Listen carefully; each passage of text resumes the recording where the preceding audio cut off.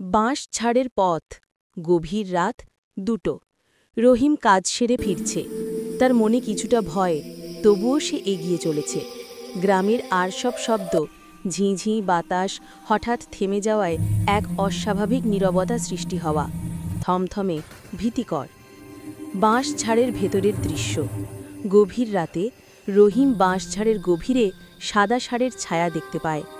প্রথমে নিজেকে বোঝানোর চেষ্টা করে, এরপর ফিরে যা চাপা কণ্ঠস্বর শোনা, আতঙ্কজনক, শীতল।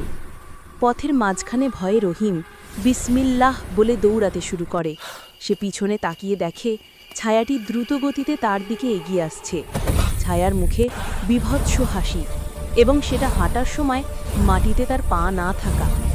চরম আতঙ্ক, দ্রুত গতি।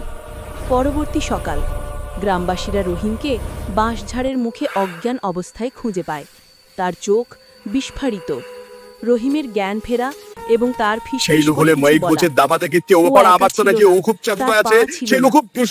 রহস্যময় সমাপ্তি। পলাশতলী গ্রাম বর্তমান। গ্রামের লোকজনের মনে ভয় আরও দৃঢ় হওয়া।